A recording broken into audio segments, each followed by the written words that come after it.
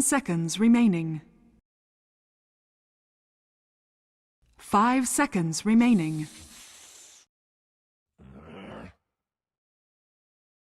Navi's turn to ban.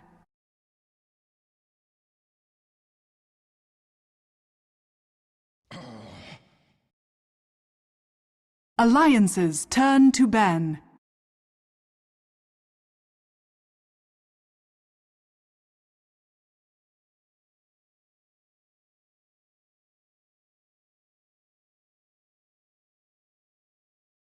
Ten seconds remaining. 5 seconds remaining. Reserve time.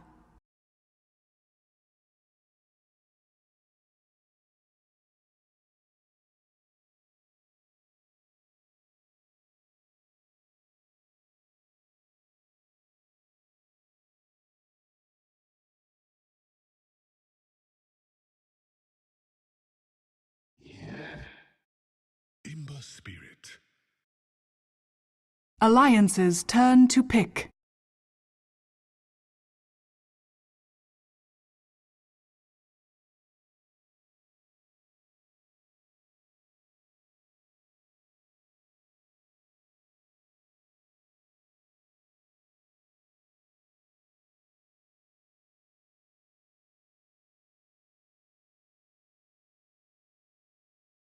Ten seconds remaining.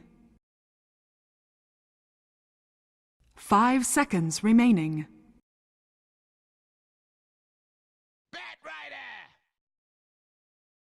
Alliance's turn to pick.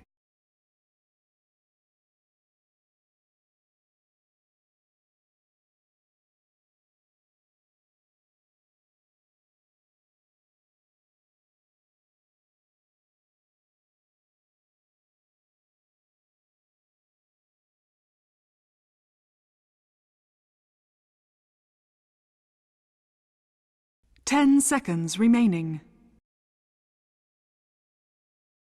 5 seconds remaining. Reserve time. Dazzle.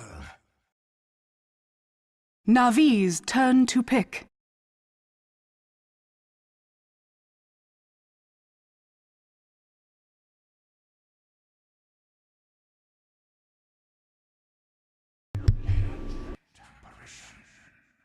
Navi's turn to ban.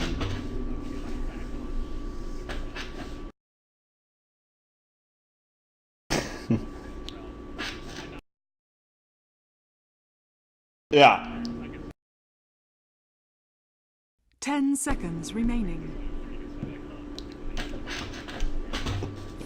Yeah, I was still watching some of it. Most of it was me trying to figure out if there was something in Skype I could mess with, but I don't know. Skype, just faulty program. I'm gonna just blame it on that. How about that? So, but as far as last game, the few things I will comment on is the beginning game. Like EGM suffered so much to puck. Funnick was playing so well, and EGM was just kind of feeding in the beginning, but man, he was like such a difference maker when it kind of came to the mid to late game, because he made it, well, basically him and the other supports and just the rest of the cast made Loda just unstoppable and completely unkillable. I mean, it was the first push up there when he was just beating on the racks with Wisp connected to him, and Sniper did no damage whatsoever to him, just pounding on auto attacks, and he was attacking fast too because he had Mjolnir and Mask of Madness, and yeah, just the Wisp made him so invulnerable. Not to mention when Wisp got low, you got heals from Dazzle.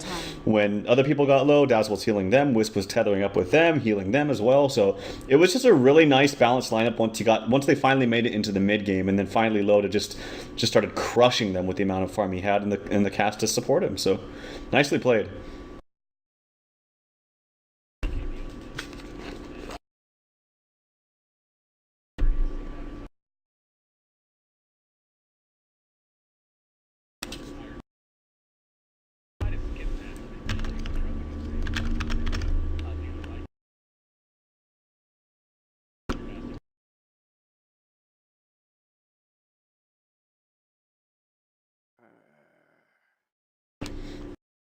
Alliance's turn to ban.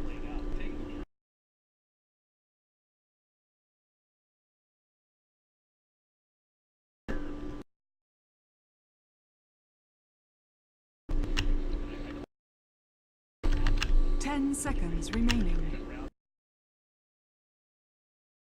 5 seconds remaining.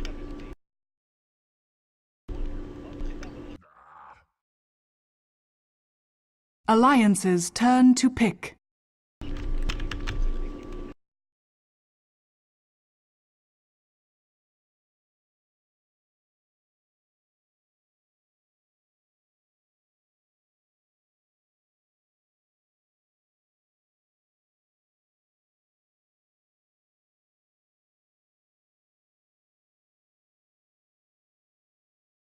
Ten seconds remaining. 5 seconds remaining. Reserve time.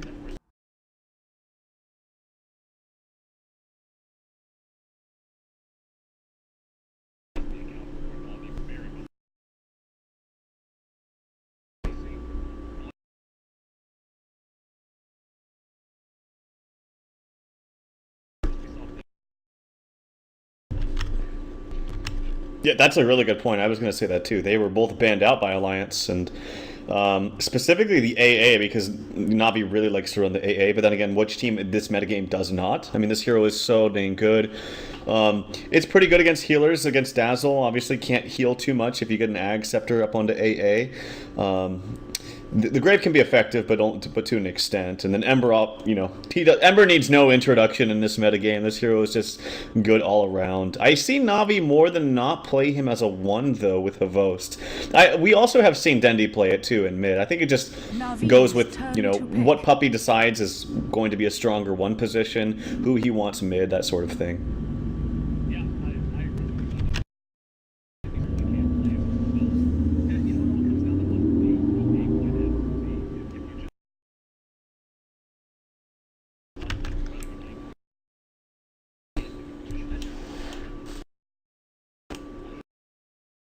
10 seconds remaining. 5 seconds remaining. Reserve time.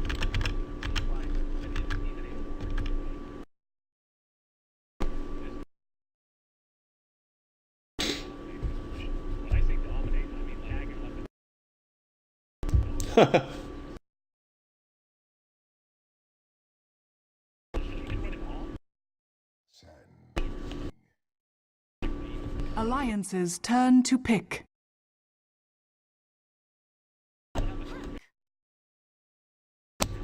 Navi's turn to pick.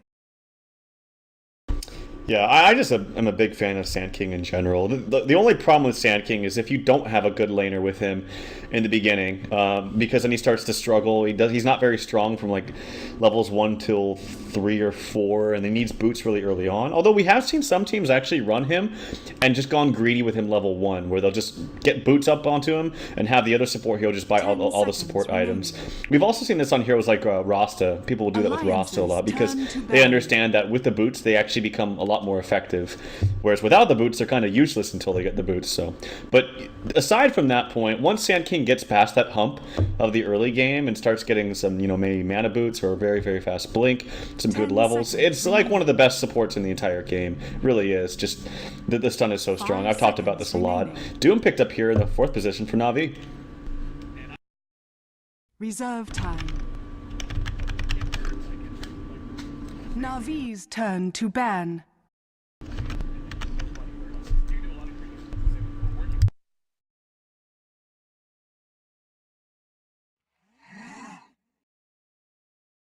Alliance's turn to pick.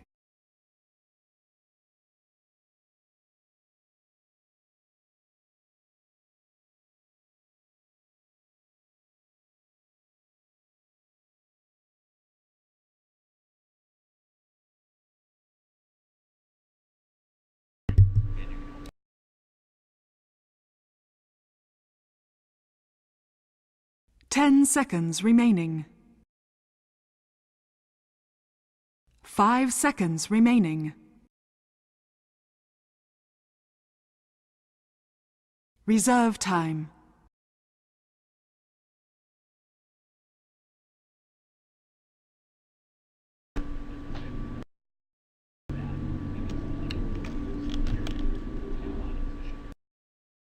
10 seconds. I think the remaining. safest route here for Na'Vi is probably a safe lane tri-lane with Doom 5 and Ember seconds mid. I remaining. think that would make the most sense for me, but we've seen them run a lot of, like you mentioned, aggro tri-lanes and like Stoled Phonic on the Doom in the safe lane. And actually OD is picked up here and Havos is playing this. Okay, so we saw them do this once before. It's going to be on Ember Spirit. He's going to be playing in the off lane. Very interesting. And then also the Morphling pickup here for Alliance. Again, we talked about how unfortunately, we didn't catch the game earlier between Alliance and Na'Vi for Dream League, but it seemed that, so I hear, Loda did amazing things on Morphling that game, so he's picking it up here again. Yep, and it will actually be Phonic, like you said, on the Ember Spirit, looking to do something in the off lane, and Havost on the Doom.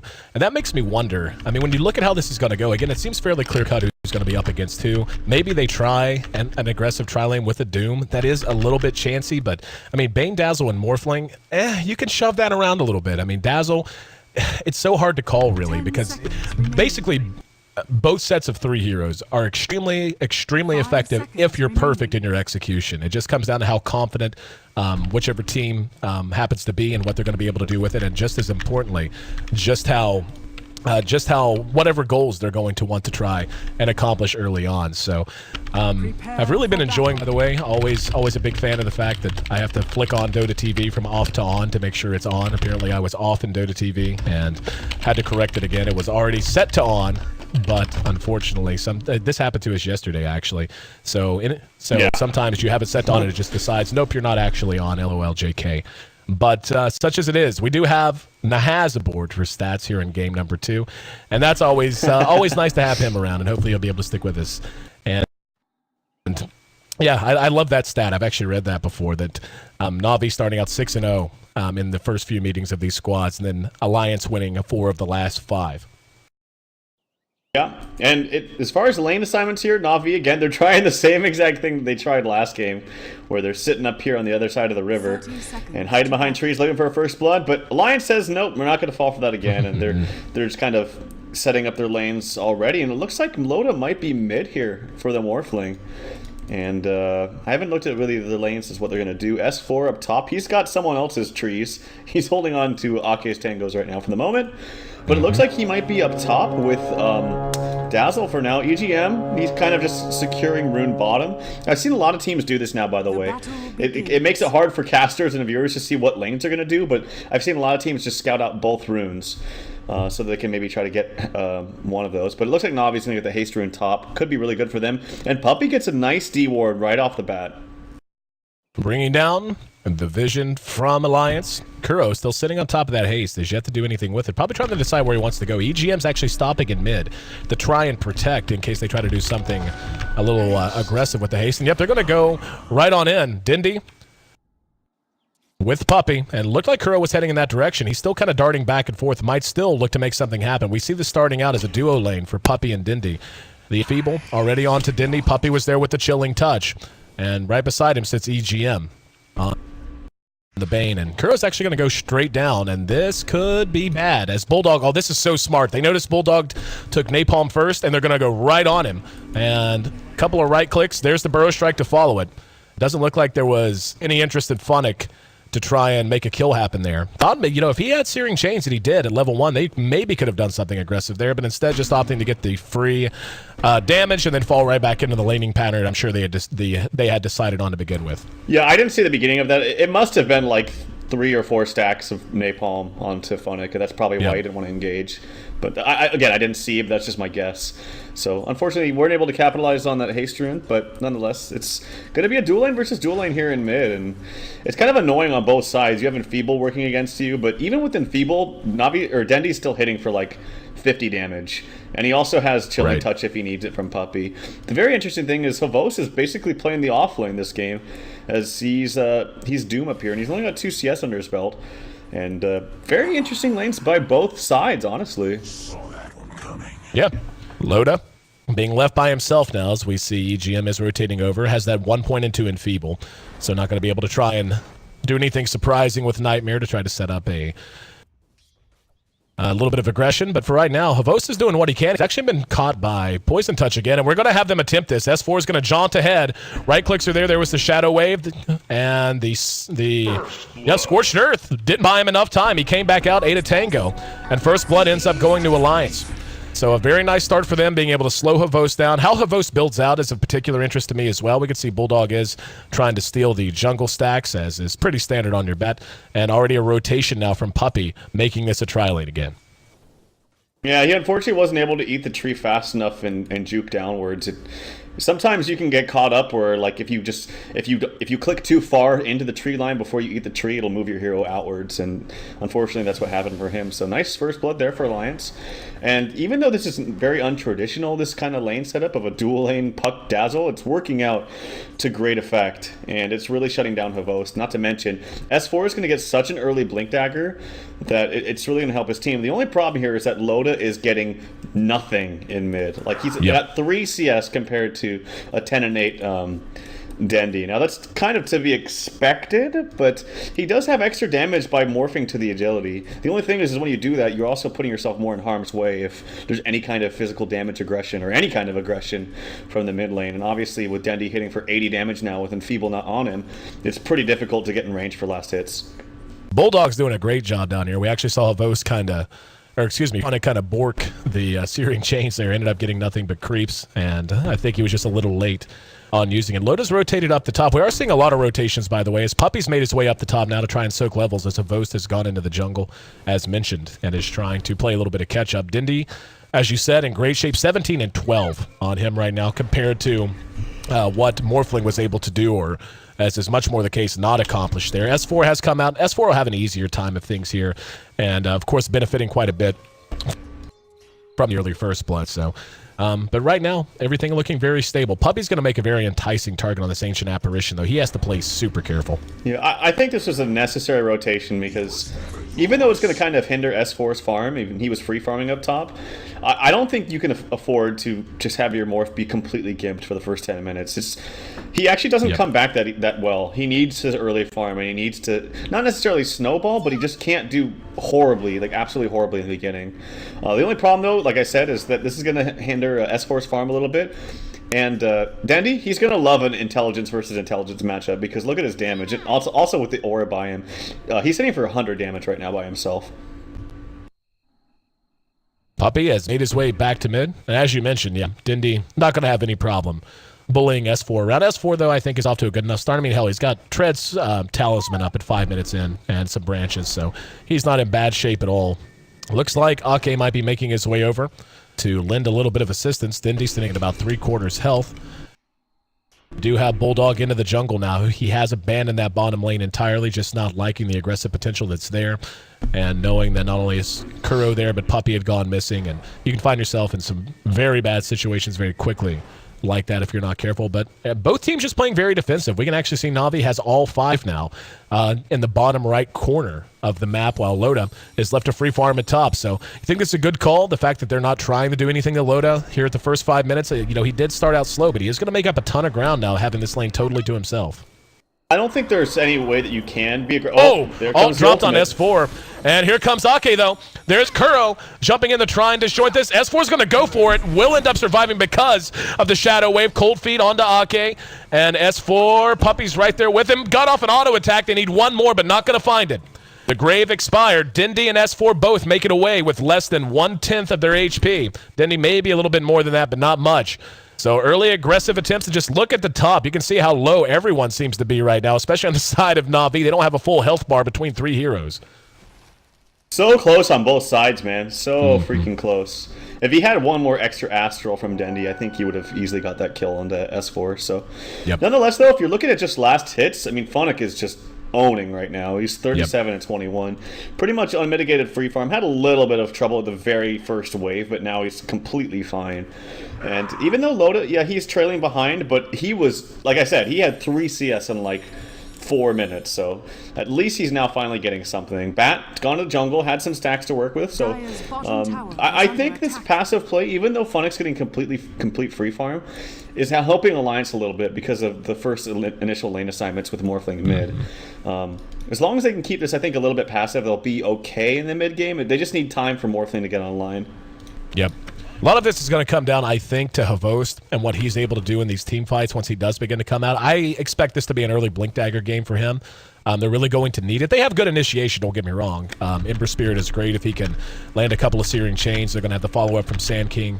And Kuro, level 4, doesn't have a ton of gold to his name, just has a magic stick and a set of brown boots, but still, he's hanging and banging as well as he can reasonably be expected, given what he's had to do this game.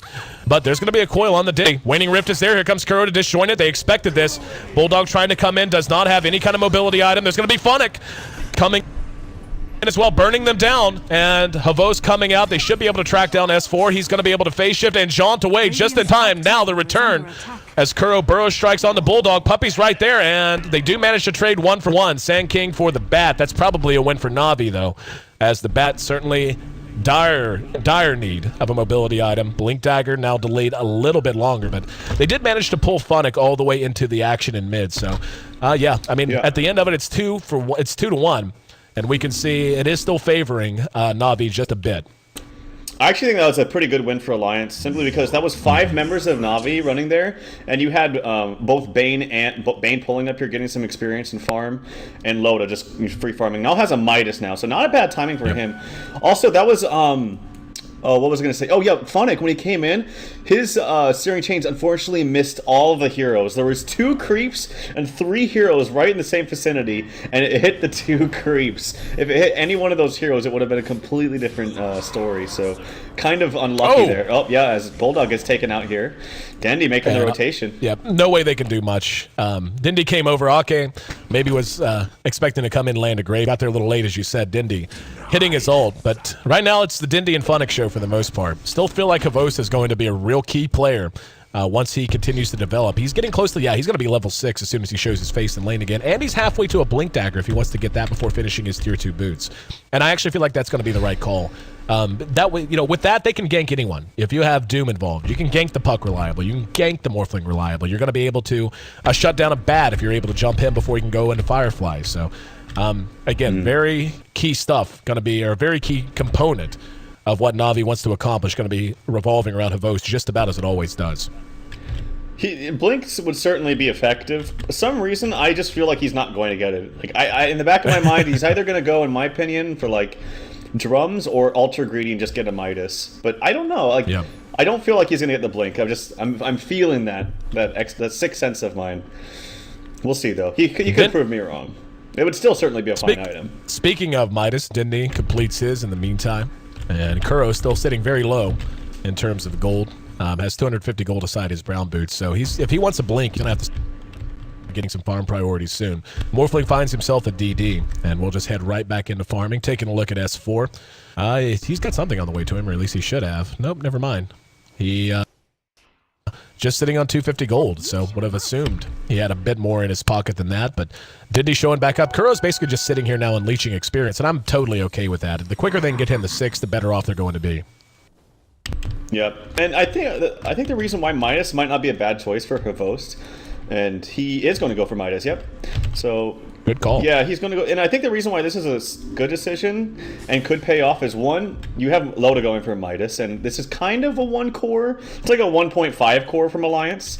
So if he's going greedy, you can afford to go greedy with more cores in your team, I think. And not to mention, what Funnick is doing is he's building more of a in-your-face type of I want to fight early aggression build with the Ring of Aquila, and maybe goes for drums. I think drums would be good here before the Battle Fury. Oh, action in mid. Yep, on the Dendi. Bulldog got his blink up, and they immediately rotated him into mid. He came all the way from top tier 1 undercover smoke, and that's a very good kill for them to net, and a very nice way to reveal your blink for the first time.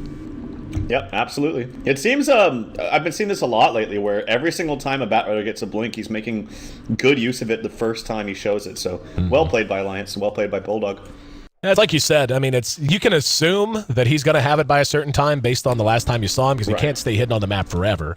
But still, you're just never going to be like, oh, we're not sure that he has it, but we got to make sure we protect mid from what could be a gank at 11 minutes. Like, that's just usually not going to be the thought process. So Na'Vi losing Dendi. but still has his Midas and had it up quite a few minutes beforehand. Down at bottom, Puppy is now level 6 as well. Looks like he's farming towards some boots. Yep, Midas now coming online for Havost. That was very close, by the way, in mid. S4 dodged a bullet, almost got doomed up by Havost with the A blast hitting him as well, but able to predict that and was able to get away. So, well played by S4. By the way, he got an interesting build himself, too. He's gone 3-3, so not choosing to max his illusionary orb. He feels like he needs the extra duration on the silence, I think, from Waning Rift, which is never a bad situation, especially up against an Ember. Look at the team. Yeah. Look, I mean, the whole team, really. They're going to benefit quite a lot from that, especially because they're going to be relying on him as their primary form of AoE initiation. I mean, obviously the bat's going to single out a primary target, but it becomes even easier for that bat to get on that target if you have a nice silence. Funnick's going to get eyes on EGM here in top lane. Nightmare will buy him a little bit of time. There's actually a stomp from the Centaur, a little bit of out of range to catch the Ember, but he will be able to take the farm. Here comes an AA ultimate. Crossing the map. Tower is under attack. And Loda will be able to barely scoot out of it. He and EGM sniffed it out, I do believe. Yep. And Funnick, yep, he's going to go for the drums, so I really like this build. I mean, this is pretty much standard, so it's not like, oh, called it. Like, this is like the best build. At bottom, lasso on the Puppy. Ake's right there with him. Havost is just beside where that took place as well, just out of range. He's actually jungling it up. And ended up using Devourer and then retreating, but nice pick for Alliance once again, and they're slowly beginning to get things going in their favor. We can see the Na'Vi does maintain a gold lead. The experience is actually dipping back in their favor as well, so Alliance not even getting it going in their way. Oh, Funnick going to be caught with the Fiend's Grip. Here comes Kuro, disjoints it. There's an immediate TPN. Funnick going to go for the kill and will get it, but there's the coil. Got Funnick and Kuro. Kuro's going to go for the epicenter though, and here it comes. Loda eating most of that damage. Unfortunately, not enough to bring him down. AA ultimate's on the mark though. And Puppy may end up with a double kill off of this. There's the phase shift, and it does end up shattering one. Loda, oh, graved. I don't know that they needed it, but still a nice play from Ake to put himself in a position in case it was. What a shot from Puppy. Yeah, fantastic job by him. That's a really good AA ulti. That was one thing I didn't even think about here as the Morphling was last picked, is generally you don't see Morphlings picked into AA. As this might not, it almost killed him right there, but this will probably come into play later in the game. If you hit those AA ultis, it really kind of reduces the effectiveness of Morphling as a hero in general. So we'll have to wait and see if that comes into play later. Another one on the way.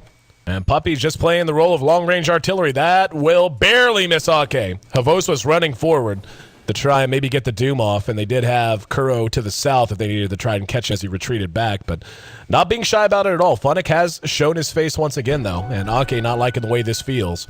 Pulls all the way back to the tier 2. He's got S4 on the way, but this could be the makings of an engagement if they get eyes on each other. Ake turned around just before he would have gotten in range of Funnick, and he's going to go ahead and head back to south.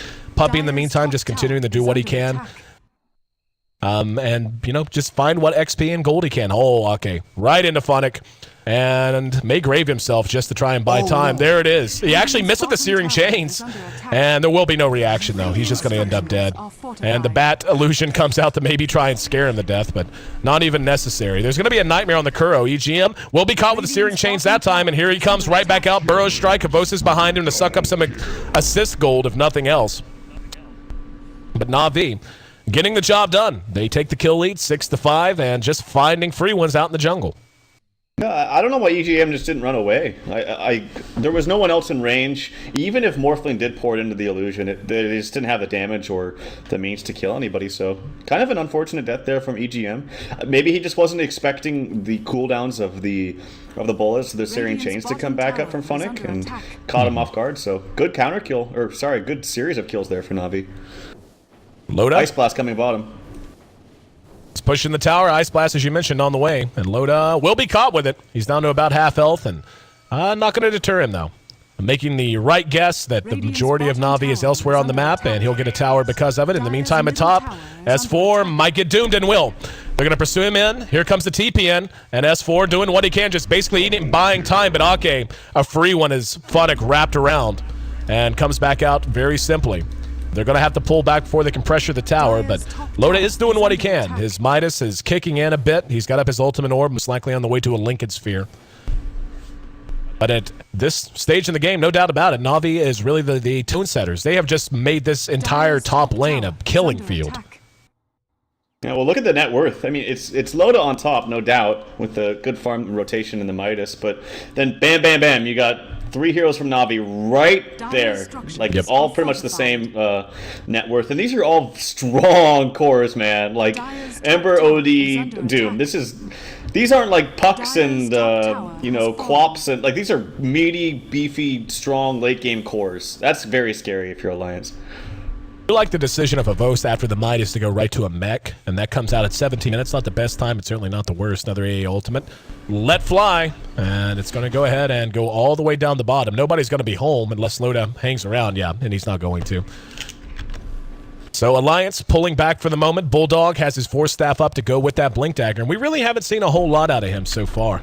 We've seen him involved in some gank attempts. He's sitting at 1 and 2, but there's going to come a point, and it looks like it's going to be now, when Alliance has to start putting the puck and the Bat Rider to use. They're going to go ahead and go on Dendi. They're going to have a Fiend's Grip off of EGM just to secure it, and S4's there to help make sure there was no counter initiation. Behind that, the mech does complete, but the more they can hold Dendi down, the better shape they're obviously going to be in. And if you look at the overall gold lead right now, basically the difference is the fall off between the number 1 and number 2 position heroes for Alliance. That actually barely missed Loda as he almost waveformed right into it, but a little early.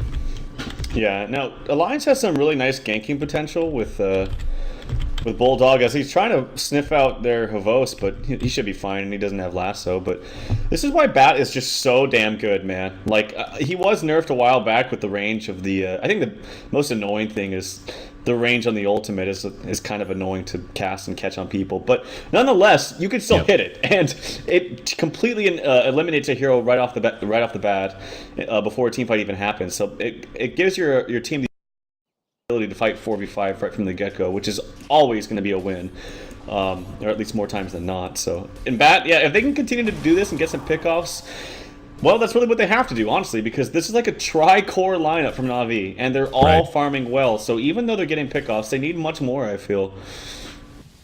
Yeah, no, I agree with you completely. I mean, you draft the lineup with a Bane and a Bat. I mean, those are heroes who want to fight more often than not. I mean, they're certainly both very effective in the late game, but they're so strong in the early stages of the mid game and on even towards the later stages of the mid game that it's a waste if you don't. Especially as you mentioned, which I think is really the big point here, is Na'Vi's lineup is getting farm on everyone. Hell, even Kuro's caught up and has a Blink Dagger now. After he basically just sat and soaked experience out of the jungle for the first 10 minutes of the game. So Alliance is going to have to get things together, and Na'Vi's going to run over them because Na'Vi's playing really solidly right now. And Funnick already with a Mithril Hammer up.